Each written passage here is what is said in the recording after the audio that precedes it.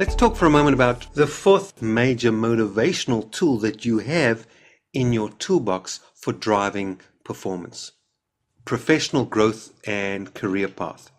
If you want to keep your best sales performers, as a progressive sales leader, you need to proactively support their ongoing professional development and career path management.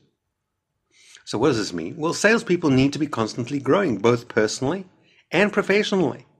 And they must be encouraged and be coached to extend their reach in preparation for the next rung on the ladder of their chosen career. So in today's highly competitive and global marketplace, it's virtually impossible to offer all your salespeople long-term employment and career path opportunities.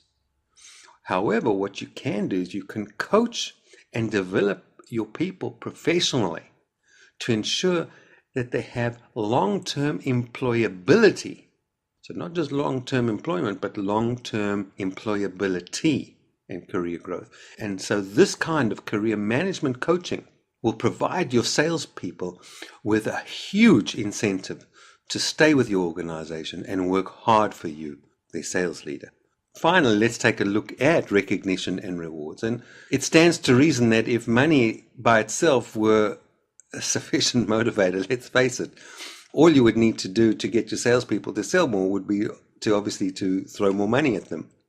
So even though intrinsically we know the folly of just throwing money at our team to increase production, there's still many sales managers and many business owners who mistakenly believe that money is the prime motivator in driving a sales team. And so many of them will base their incentive decisions on the way that they themselves like to be motivated. In other words, if money is important to you as a sales manager or as a sales leader, then the assumption is simply, well, money motivates everyone. Well, if money is not the best way to motivate your team, well, then what is? Research points to three other factors. Number one, trust and respect. Number two, ongoing support and recognition. And number three, a sense of accomplishment. These three factors all act as key elements in motivating and driving a team of professional salespeople. So if you think about the incentive programs that you've run in the past, how many have actually delivered disappointing or questionable results?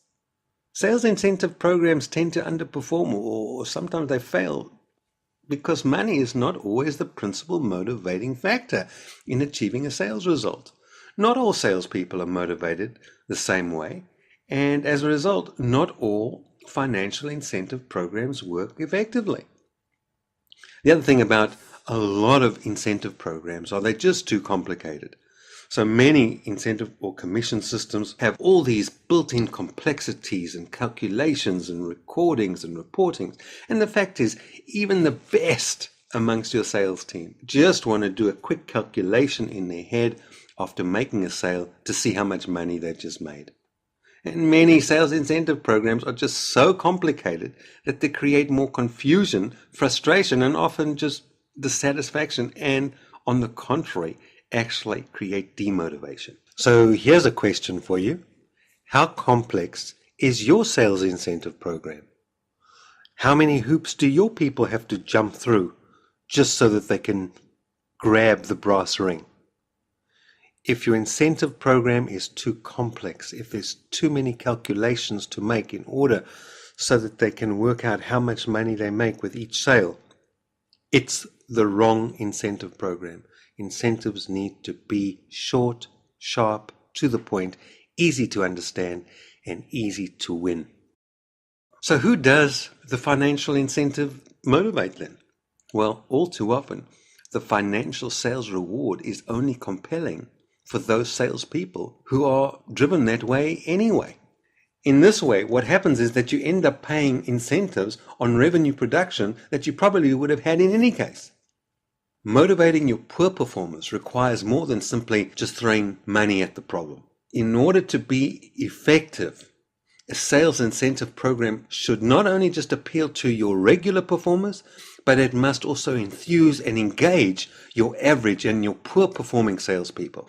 So if the idea is to use the incentive to drive performance, Then the reward program that you come up with must be customized to meet the needs of each individual player. Otherwise, you're just not likely to get the kind of results that you're hoping for. A motivational package can be made up of a combination of elements, and these can include education, rewards, and recognition, as well as an appeal to the competitive nature of some of the people in your team. So by way of a wrap-up, let me thank you for being with me so far. Let me also say this. This program will work for you if you work it. This is not some magic fairy dust. This is no short-term quick fix solution. This is a tested process. I've used the concepts, the exercises that I'm going to be sharing with you. I've used them on numerous occasions, implemented them with numerous clients, and have created stellar results. And I've no doubt, if you will follow the bouncing ball, if you will do the activities as I've laid them out for you, and you will invest your time, and you'll invest your effort, and you'll invest yourself into the activities, you'll make them work, and you will be blown away with the results that you'll create with your sales team. So until next month, enjoy your on-the-job learning.